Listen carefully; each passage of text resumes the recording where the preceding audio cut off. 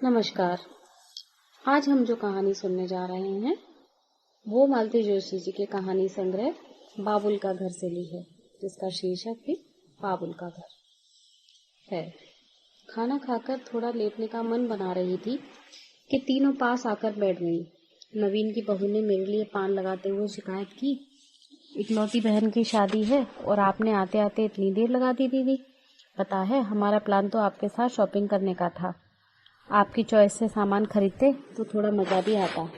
अब तो जैसा भी समझ में आया हम ले आए हैं, आप कुछ कहिएगा नहीं। आपके भाई तो कार्ड ही छपवाने के लिए राजी नहीं थे। विपिन की बहू ने सुर में सुर मिलाया, बोले कि दीदी की डिजाइन का तय करेंगी तभी छपेंगे। वे तो इन लोगों ने जिद की तो छप भी गए। अच्छा ही हुआ ना, सचिन की बहू बोली। अब कब छपते और कब बटते, एक तो आप इतनी देर से आई हैं और सो भी अकेले। हमने तो सोचा था कि खास घरों में आपको और जीजाजी को भेजेंगे। अम्मा बगल में ही लेटी हुई थी। छोटी की बात सुनी तो एकदम डपट दिया। निमंत्रण बांटने के लिए अब घर के दामाद ही रह गए हैं क्या? दामाद हुए तो क्या हुआ, घर के बड़े भी तो हैं। छोटी ने मस्का लगाया, पर अम्मा जरा भी न पिघली। उसी तरह डपटते हुए बोली, रात भर का सफर करके आई है लड़की, जरा कमर तो सीधी कर लेने दी होती। आते ही सबकी सब अपनी अपनी रामायण लेकर बैठ गईं। तीनों चुपचाप उठकर वहां से खिसक ली। मैंने मन ही मन अम्मा को धन्यवाद दिया। सचमुच मुझे नींद आ रही थी। रिजर्वेशन के बावजूद मुझे सफर में कभी नींद नहीं आती। हर स्टेशन पर लोगों का चढ़ना उतरना लगा रहता है। इस बार तो रात आंखों में ही कटी थी। अटैची में 10,000 रुपए थे जो मुझे सोने नहीं दे रहे थे। एक तो जोखिम है, दूसरे इन्हीं रुपयों को लेकर चलते समय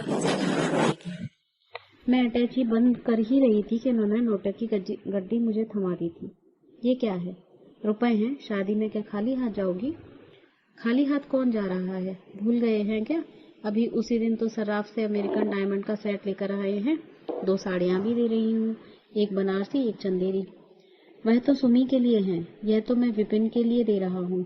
छोटी बहन की शादी में तुम्हारा भी तो कुछ योगदान होना चाहिए। उनकी बात सुनकर मुझे तो जैसे आग लग गई।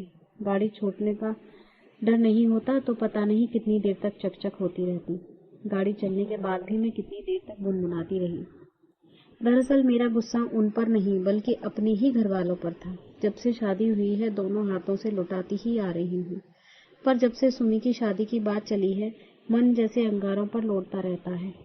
भाइयों के पत्रों से शादी की तैयारियों की सूचना मिलती रहती है और मेरा मन बरबस 25 साल पीछे लौट जाता है। एक मेरी भी शादी हुई थी। वही आंगन में 4 खंबे गाड़कर मंडप बना लिया था। मोहल्ले की एक पुरानी धर्मशाला में बारात टिका दी गई थी। पत्तलों पर सबको खाना खिलाकर विदा कर दिया था। कार्ड्स वार्ड्स का तो चक्कर ही नहीं था, बस सबको कायदे से पीली चिट्ठी भेज दी गई थी। अब तो बड़े खूबसूरत कार्ड छपे हैं, अंग्रेजी के अलग, हिंदी के अलग। स्थानीय लोग हैं, फिर भी उनके लिए होटल में कमरे बुक किए गए हैं। शादी के लिए हॉल किराए पर लिया गया है। बाकायदा रिसेप्शन के कार्ड्स अलग से लगाए गए हैं। उन लोगों की कोई मांग नहीं है, बस चाहते हैं कि शादी ठीक से हो। सुमी ने अपनी भाभी ससुराल की पैरवी करते हुए लिखा था। पत्र पढ़कर मुझे बहुत ताव आया था। अच्छी शादी का भी कोई तयशुदा पैमाना होता है क्या? हम अपनी जान भी निकाल कर रख दें और आपको पसंद ही ना आए तो? यहाँ आकर देखा, सचमुच सबने मिलकर जमकर तैयारी की है। बड़े शौक से मुझे आते ही सारा सामान दिखाया गया। सोचा होगा कि दीदी पीठ थपथपाएंगी, शाबाशी देंगी, पर दीदी को होश ही कहाँ था। उसकी नजरों में तो वह फटीचर दहेज घूम रहा था जो उसके साथ गया था। उसे लेकर कितनी बार कितनी बातें सुननी पड़ी हैं, इसका कोई हिसाब नहीं है। आंख बस लगने ही वाली थी कि अम्मा फुसफुसाई, पम्मी बहुत ज्यादा थकी न हो तो चल तैयार हो जा। ये देवियां सो रही हैं, तब तक चुपचाप सुनार के यहाँ हो आए। किसी को भनक भी पड़ गई तो एक न एक साथ हो लेगी। मैं तो हैरान रह गई। आरती में 5 पैसे भी चढ़ाने होते हैं तो अम्मा को बेटे बहुओं के आगे हाथ पसारना पड़ता है, और अब वह सुनार के यहाँ सबसे छुपकर जा रही हैं। कुछ बेचने जा रही हैं क्या? पर अब तो बेचने के लिए भी कुछ नहीं बचा है। नाक कान हाथ पैर सब तो खाली हो गए हैं। अम्मा ने सचमुच किसी को भनक नहीं पड़ने दी। दरवाजे से बाहर निकलते हुए बस विपिन के बेटे को जता दिया कि जरा बाजार जा रहे हैं, देर हो सकती है। घर से बाहर निकलते ही मैंने रिक्शा रोक लिया। रिक्शे में चढ़ते हुए अम्मा बोली, इसीलिए तो सब तेरी बात जो रही थी। मतलब? मतलब जानती है ना कि दीदी के साथ बाजार जाने से सवारी की सुविधा हो जाती है। मिठ बोली हैं तो क्या हुआ, तीनों की तीनों बड़ी काइयां हैं। मुझे बड़ा संकोच हो आया। इतना शाह कर छोना भी अच्छा नहीं है कि लोगों की नजरों में आता है। इतनी उतावली में रिक्शा करना ठीक नहीं हुआ, पर जब अम्मा ने पता बताया तो लगा कि ठीक ही किया जो सवारी ले ली। उतनी दूर पैदल तो मेरे फरिश्ते भी नहीं जा सकते हैं। अम्मा ने एकदम शहर के दूसरे छोर का सुनार ढूंढा था। शायद गोपनीयता ही उनका मुख्य उद्देश्य रहा हो। अम्मा को देखते ही सोनी जी की पांछी छिल गई। उसने कहा, आइए माता जी, मैं तो सोच रहा था आप ऑर्डर देकर भूल ही गई हैं। अरे नहीं सोनी जी, ऐसा कहीं होता है, बस बिटिया का इंतजार था। आज आई तो आ गई। मैंने आराम भी करने नहीं दिया और ले आई। मेरा माथा ठनका। भला मेरा इंतजार क्यों था? सोनी जी जैसे ही इधर उधर हुए मैंने अम्मा से कहा, परसों तुम्हारे दामाद आ रहे हैं अम्मा, तब आ जाएंगे। अभी तो मैं इतनी तैयारी से नहीं आई थी। तू चुप कर, अम्मा ने डपट दिया। तुझसे पैसे कौन मांग रहा है? यह तो और हैरानी वाली बात थी। फिर अम्मा को मेरा इंतजार किस लिए था? क्या अम्मा मेरे लिए कुछ बनवा रही हैं? शादी में तो बस एक जोड़ी बुंदे दिए थे, वे भी इतने हल्के थे कि हथेली पर रखकर फूंक मारो तो उड़ जाएं। मेरी एक जिठानी ने सबके सामने यह करतब करके दिखाया था। शर्म से मैं पानी पानी हो गई थी। उस प्रसंग की याद आज 25 साल बाद भी शूल सी कसती है। तो क्या अम्मा 25 साल बाद उस अपराध का प्रायश्चित करने जा रही हैं? 25 साल बाद, जबकि मैं खुद अपनी बिटिया के लिए गहने बनवा रही हूँ। तब तक सोनी जी हाथ में लाल कागज का डिब्बा लिए भीतर से नमोदार हुए। डिब्बा खोलकर उन्होंने लाल कागज हटाया। एक जोड़ी कंगन जगमग कर रहे थे। देख, अच्छे हैं ना? मैंने एक कंगन उठाकर पहनना चाहा, पर वह उंगलियों में ही फंस कर रह गया। 25 साल बाद शरीर का नाप क्या वही रह जाता है? अम्मा भी तो गजब करती हैं, बनवाने से पहले नाप तो मंगवा लेती। अम्मा, यह तो छोटे हैं। नहीं बहन, सोनी जी बोले, बिल्कुल नाप से बने हैं। बल्कि लाली तो परसों देख भी गई थी, बिल्कुल ठीक आए थे। लाली कौन? अपनी सुमी रे। मन एकदम बुझ गया। तो कंगन सुमी के लिए बन रहे हैं, फिर मुझे साथ में लाने की क्या जरूरत थी? पर मुझे ज्यादा देर तक सोचना नहीं पड़ा, क्योंकि सोनी जी बिल पर लिखने के लिए मेरा नाम पूछ रहे थे। मैंने विस्मय से अम्मा की ओर देखा। उन्होंने मुझे चुप रहने का इशारा करके खुद ही मेरा नाम बता दिया, और जब तक सोनी जी बिल बना रहे थे चुपचाप नोटों की एक गड्डी मेरे हाथ में सटा दी। मैंने नोटों का वह बंडल ठीक से देखा भी नहीं और यंत्रवत सोनी जी को थमा दिया। उन्होंने रुपयों को सिर से छुआकर सरसरी तौर पर गिना और पेटी में डालते हुए बोले, वाह बहन, आप बहुत पुण्य का काम कर रही हैं। नहीं तो आजकल किसी के लिए, खासकर बहन के लिए, इतना कौन करता है। सारे रिश्ते नाते दिखावे के रह गए हैं। अरे सोनी जी, बहन क्या, आप तो उसे इसकी बेटी समझो। पूरे 18 साल छोटी है इससे। अच्छा, सोनी जी विस्मित थे। अम्मा चलो, अब और भी सामान लेना है, मैंने बेजारी से कहा और दुकान से बाहर चली आई। मजबूरन अम्मा को उठना ही पड़ा। यह बात सच है कि सुमी मुझसे 18 साल छोटी है, पर यह तो कोई गर्व की बात नहीं है कि इस तरह एलियाना कही जाए, बल्कि मुझे बताते हुए शर्म ही आती थी। आज इतने सालों बाद भी वह खींच, वह शर्म ताजा हो आई जो मैंने सुमी के जन्म पर अनुभव की थी। पूरे 8 दिन की गैर हाजिरी के बाद जब मैंने कॉलेज में पांव रखा था तो सबने घेर कर इस अनुपस्थिति का कारण जानना चाहा। उन लोगों को शक था कि कहीं मेरी शादी का चक्कर चल रहा होगा। नहीं रे, मैंने खींचकर कहा, मेरी माँ की लड़की हुई है। सब अवाक, मन ही मन हंस भी रही हो तो क्या पता नहीं। तभी किसी ने कहा, यह उल्टी भाषा क्यों बोल रही है? ऐसा कहे ना कि मेरी बहन हुई है। बहन क्या, वह तो दुश्मन लग रही थी। वह शर्म, वह परेशानी, वह खर्च आदि भी सब याद आता है तो मैं तिलमिला उठती हूँ। सुमी के होते ही मेरी पढ़ाई ठप हो गई थी, क्योंकि अम्मा की तबीयत खराब चल रही थी। घर में देखने वाला कोई न था। सुमी के होते ही मेरी शादी का कार्यक्रम अपने आप 4-5 साल आगे खिसक गया था। सुमी के होते ही मेरे दहेज में भी कतर मौत शुरू हो गई थी। क्या एक ही पर सब लुटा देंगे? घर में एक और बेटी भी तो है, उसके लिए भी तो कुछ रखना है। सुमी के जन्म के बाद 4-5 साल तक मैं घर में ही बैठी रही। न पढ़ रही थी, न नौकरी कर रही थी, बस घर में बैठकर अम्मा के बच्चे पाल रही थी। मेरी सारी हताशा उस पर ही उतरती जो घर भर के लिए खिलौना बनी हुई थी। बाबूजी तो दिन दिन भर उसे गोद में उठाए घूमते। एक दो बार किसी ने पूछ ही लिया आपकी नातिन है तो झेप कर रह गए, लेकिन मेरा तो जैसे खून खौल जाता था। अम्मा कुछ स्वस्थ हुई तो मेरी शादी की बात चलने लगी, पर कहीं मेरा साधारण रूप रंग आगे आ जाता तो कहीं ग्रेजुएट न होना बाधक है। पैसे की तंगी तो खैर थी। ईश्वर ने कहीं न कहीं मेरे लिए भी दूल्हा तजवीज कर रखा था, इसीलिए 23वां पीरा होते होते मेरी शादी हो गई। घर वर बहुत अच्छा नहीं था, पर इससे अच्छे की हमारी क्षमता भी नहीं थी। पर विधाता ने शायद भूल से ही मेरे भाग्य में ऐश्वर्य लिख रखा था। शादी के 2 साल बाद ही किसी ज्योतिषी ने बताया कि मिट्टी का व्यापार करो, फायदा होगा। पहले तो पार्टनरशिप में ठेकेदारी शुरू की। वो ऐसी चल निकली कि PWD की क्लर्की छोड़कर उसी का दामन थाम लिया। आज लाखों में खेल रहे हैं। इधर बाबूजी एकाएक चल बसे तो अम्मा पर जैसे पहाड़ ही टूट पड़ा। बड़े कसाले में दिन काटे। मैंने हाथ न लगाया होता तो शायद मेरे भाई पढ़ भी न पाते। विपिन ने पॉलिटेक्निक का कोर्स तो मेरे पास रहकर ही किया था। उसकी नौकरी के बाद थोड़ी राहत मिली, फिर एक एक कर सचिन और नवीन भी पढ़ गए, नौकरी से लग गए। विपिन की शादी अम्मा ने बड़ी धूमधाम से की थी। शेष दोनों अपनी मर्जी से अपनी बहुएं ले आए थे। अम्मा उसमें भी राजी हो गई थी। ज्यादा टीम टाम के लिए पैसा ही नहीं था। सबकी गाड़ी पटरी से लग गई थी, यही गनीमत थी। पर वह नाजों पली जो घर भर की आंखों का तारा थी, उसकी बड़ी दुर्गति हुई। वो तो आकाश से एकदम धरती पर आ गई। कहाँ तो घर भर उसके इशारे पर नाचता था, कहाँ अब वह बेचारी भैया भाभी के हुक्म की गुलाम बन गई थी। उनके बच्चों को संभालते हुए किसी तरह अपनी पढ़ाई कर रही थी।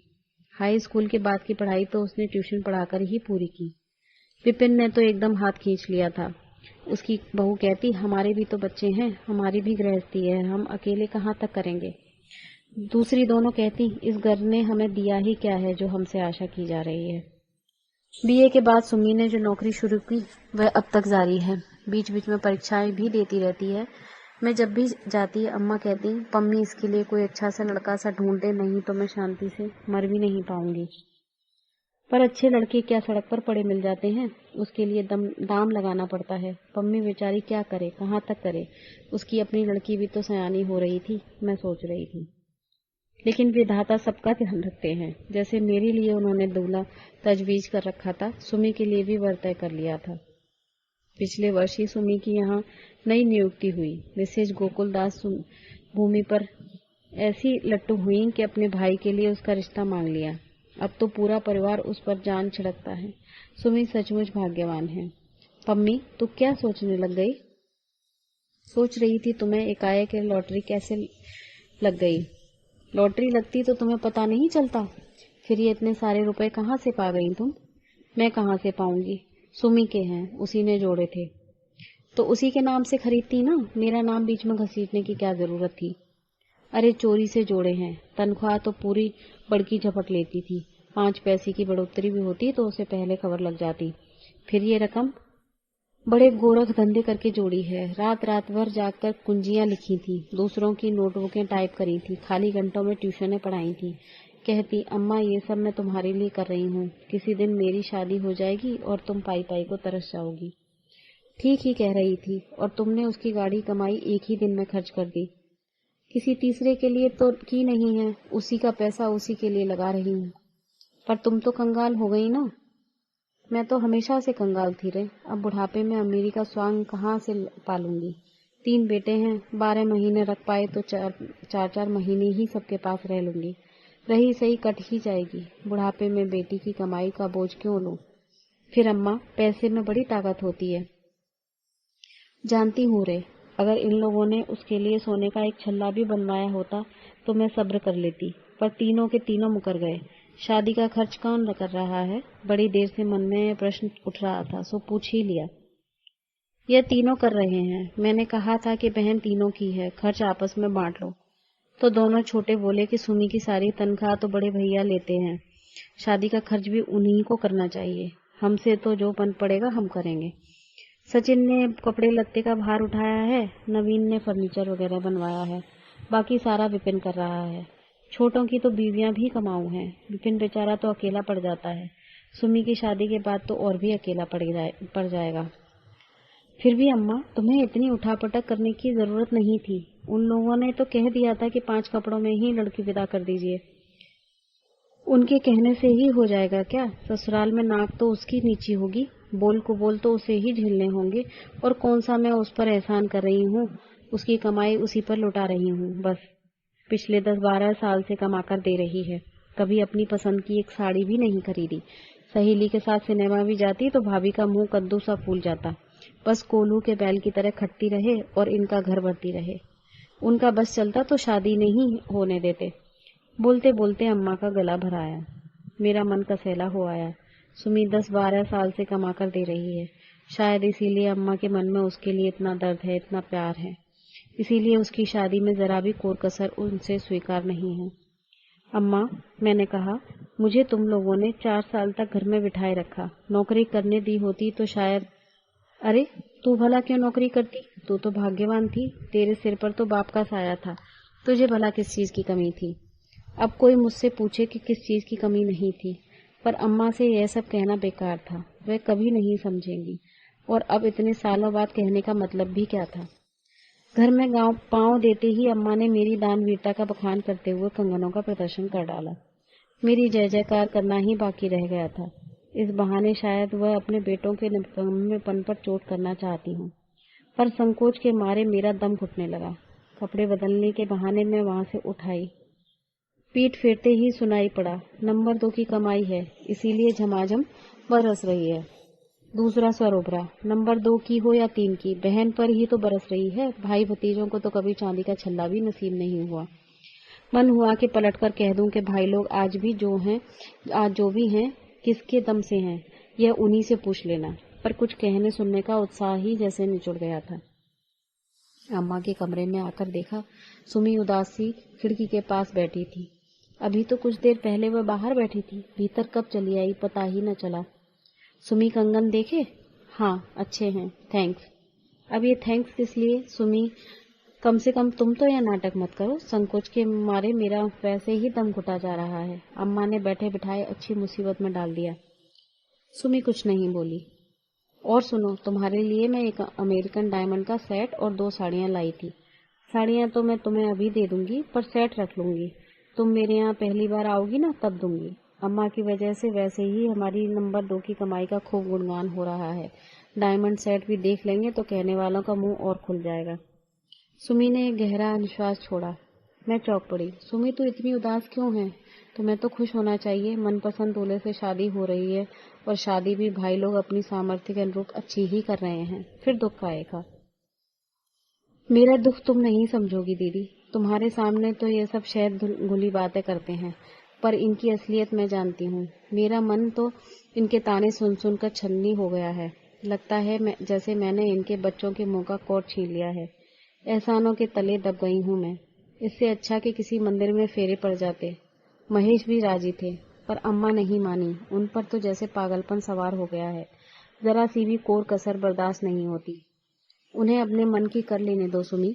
घर की आखिरी शादी है, लेकिन मेरे जाने के बाद वह कितनी लाचार हो जाएंगी, इसकी भी खबर है। मैंने तो कभी भाइयों के आगे हाथ नहीं फैलाने दिया। पाई पाई जोड़ रही थी कि बाद में भी उन्हें कोई तकलीफ न हो, पर जिद पर अड़ गई कि मेरे लिए जमा किया है तो मेरी मर्जी से ही खर्च करना पड़ेगा।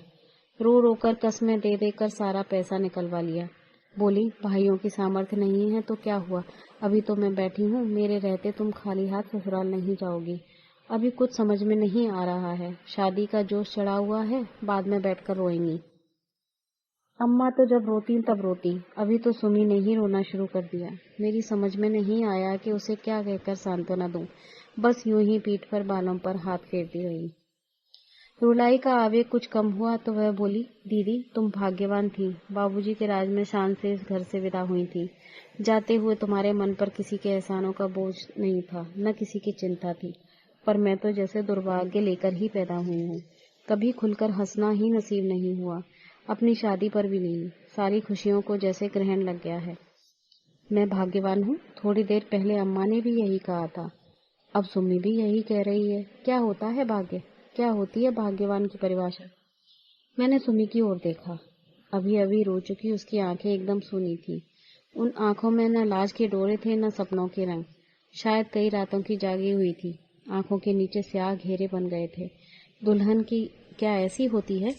चेहरे पर जरा भी रौनक नहीं थी। मैं तो सोच रही थी कि इंजीनियर पति पाकर वह उड़ी उड़ी फिरती होगी, पर उसके पांवों में तो जैसे किसी ने मन मन भर की बेड़ियां डाल दी थी। अम्मा की चिंता में तो वह हंसना भी भूल गई थी। शादी के वक्त लड़कियों पर कैसा निखार आ जाता है, पर इसका तो अपना चंपई रंग भी मटमैला पड़ गया था। और हैरत की बात तो यह थी कि घर में किसी को इसकी चिंता नहीं, सब अपने अपने हिसाब किताब में व्यस्त। मैं भी तो उन सबसे अलग कहाँ हूँ। जीवन में पहली बार सुमी के लिए मेरे मन में ममता जागी। उसके बालों पर हाथ फेरते हुए मैंने कहा, सुमी, तेरे जीजाजी ने तेरे लिए 10,000 रुपए भेजे थे। मैंने सोचा था कि विपिन को दे दूंगी।